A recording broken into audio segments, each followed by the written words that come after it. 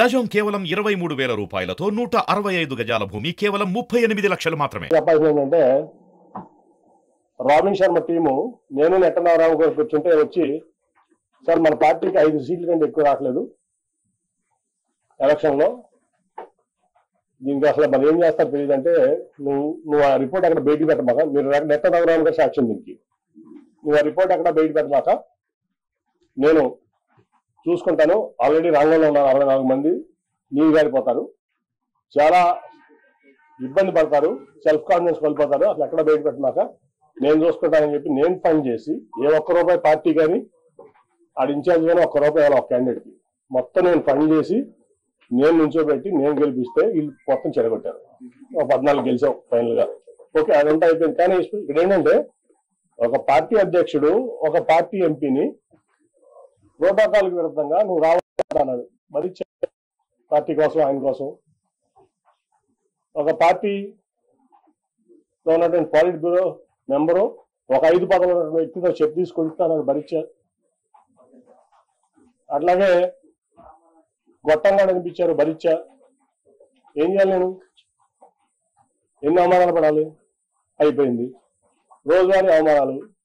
తర్వాత నేను ఆ రోజు వెళ్ళి ఆయనతో చెప్పాను, సార్ మీకు ఇష్టం అయితే చెప్పండి, నేను తప్పుకుంటాను ఎంపీగా అంటే, లేదు లేదు నువ్వే ఉండాలి. 10 మంది ముందు చెప్పాను, అహం కాదు. ఆ రోజు వలరామ గారు ఉన్నాడు, నెట్ట రఘురామ్ గారు ఉన్నాడు, పార్టీ ఇన్ఛార్జ్ అందరూ ఉన్నారు, 7 ఇన్ఛార్జ్. ఆ రోజే నేను ఆయన చెప్పా, సార్ ఎవరన్నా పెట్టుకోండి నేను తప్పుకుంటున్నాను అంటే, ఆయన చెప్పిన మాట ఏంటంటే అందరి ముందు, నేను ఎసెన్స్ కాదు కాదు నువ్వే ఉండాలి, ఈ మాట బయటికి ఎక్కడ అనొద్దు, నువ్వు మీరు కూడా ఎక్కడ అనొద్దు ఎవరో అన్నారు. వాళ్ళందరినీ బయటికి పంపించి నన్ను ఆ నెక్స్ట్ డే నందిగా జగబేట సభలు జరుగుతున్నాయి. లేదు నువ్వు ఆ మాట అన్నమాట, నువ్వే నుంచోవాలి ఎంపీగా, మళ్ళీ నువ్వు లేకపోతే పార్టీ ఇబ్బంది పడుతుంది, రేపు జగబేటతో నందిగా సభకు నువ్వు రావాలి, లేకపోతే సభలో సక్సెస్ అవ్వని చెప్తే, ఓకే సార్ మీరు ఏం చెప్తే అది చేస్తారు, కానీ అవమానాలు నేను భరించలేకుండా ఉన్నాను, వెళ్తా కలిసి పనిచేసే పరిస్థితి నాకు లేదు, కాబట్టి నా రిలీఫ్ ఇప్పిస్తున్నా అంటే ఒప్పుకోలేదు ఆయన. అయితే ఆ రోజు రాజీనామా చేసేవాడిని, ఇవాళ దాకా ఆగేవాడిని కాదు. తర్వాత అయిపోయింది, సరే ఎవరికో నా కుటుంబ సభ్యుడికి ఎంపీ సీట్ కావాలనుకున్నారు, ఇవ్వచ్చు తప్పలేదు. ఇప్పుడు ఎంపీ సీట్లు కావాలంటే 6 ఎంపీ సీట్లు టీడీపీలో కమ్మ సీట్లు ఉన్నాయి. విశాఖపట్నం, రాజమండ్రి, ఏలూరు, విజయవాడ, గుంటూరు, నర్సాపేట. ఈ జనరల్ గా తెలుగుదేశం పార్టీలో ఎప్పుడు కమ్మాసే పోటీ చేస్తారు. సరే అక్కడైనా భరత్ నాయుడు కుటుంబ సభ్యుడు వైజాగ్ లో ఓకే. మురళీమోహన్ గారు ఖాళీ చేసినటువంటి రాజమండ్రి సీట్ ఉంది, అలాగే నారాయణ బాబు అంటున్నటువంటి ఏలూరు సీట్ ఉంది, ఇటు పక్క గుంటూరు గల్లా గారు పోటీ చేయాలంటున్నారు, అటు పక్క నర్సాపేట అభ్యర్థులు అక్కడికి వచ్చు కదా. ఇక్కడ తీసుకొచ్చి ఇన్ఛార్జ్ అందరికి ఇతర ఎంపీ అని చెప్పి నాకు చెప్పకుండా, నాకు కమ్యూనికేషన్ లేకుండా ప్రోటోకాల్ వైలేట్ చేసి, ఎక్కడ కూడా నేను ఎక్కడికైనా వెళ్తే వాళ్ళు పార్టిసిపేట్ చేయకుండా, అతను వెళ్తే పార్టిసిపేట్ చేస్తూ, రాష్ట్ర అధ్యక్షుడు అచ్చెన్నాయుడు కూడా నన్ను సభలుగా ఆహ్వానించిన సభలకు అతను వెళ్తాడు. చెప్తే నేను మానేసేవాడు, ఆ రోజు మానేసేవాడు. అదే తిరువురు సభ మీ అందరూ తెలిసిన తర్వాత, ఆ తర్వాత 3 పంపించారు, ఆల్పాటి రాజయ్య గారిని, నెట్ట రఘురామ్ గారిని, మన కొనకల నారాయణ గారిని, 3 పెద్ద మనుషులు, గౌరవప్రదమైన వ్యక్తులు. పాయింట్లు ఏంటంటే 3 పాయింట్స్ దీంట్లో.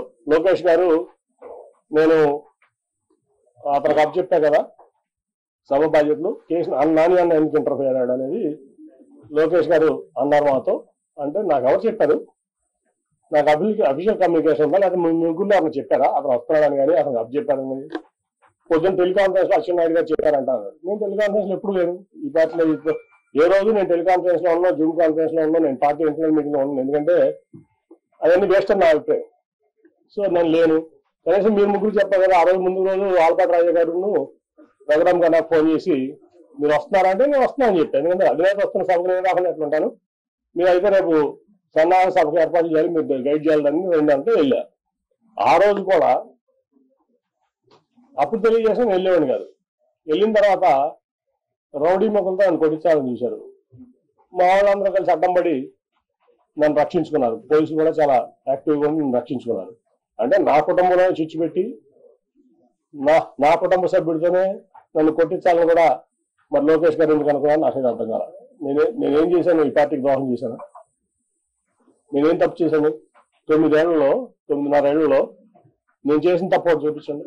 పార్టీ పట్ల కానీ, విజయవాడ పట్ల కానీ, విజయవాడ ప్రజల పట్ల కానీ ఎందుకు నన్ను ఇట్లా చేస్తున్నారు? ఎందుకు నన్ను అవమానపరచాలనుకున్నారు? ఏం మీరు జైల్లో ఉంటే నేను మీకు అండగా మీ కుటుంబానికి అలా నిలబడ్డా కదా.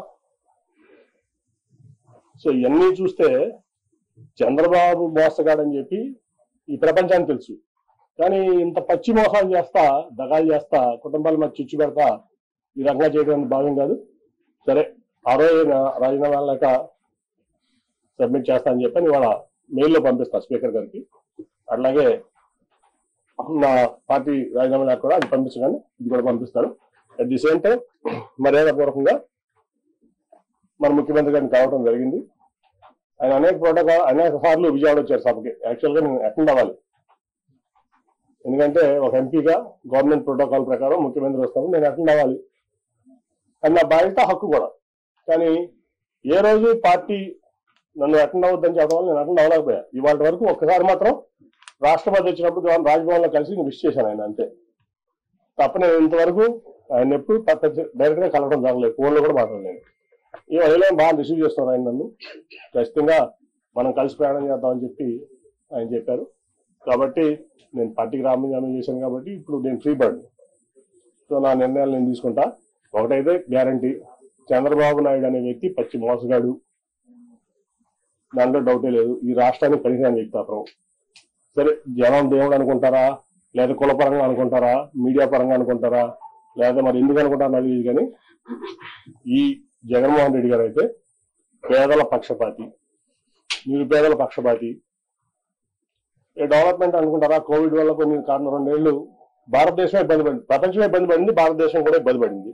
సరే, డెవలప్మెంట్ అటు ఇటు అవుతుంది, కానీ ప్రజల్ని హ్యాపీ పెట్టే దాంట్లో దాదాపు 2 లక్షల కోట్ల చిల్లర ఇవాళ వరకు సంక్షేమం ఇచ్చారు ఆయన. ఇంకా ఇస్తానికి కమిట్మెంట్ కూడా చాలాసేపు మాట్లాడటం జరిగింది. సో నాకు బాగా నచ్చారు ఆయన. నచ్చినా కాదు, ఆయన పథకాలను చూస్తున్నాం, వింటున్నాం. సో ఆయనతో కలిసి ప్రయాణం చేయాలని చెప్పి నేను నిర్ణయించుకున్నాను. వన్స్ నా రాజీనామా ఆమోదం పొందగానే నేను పార్టీలో చేస్తాను.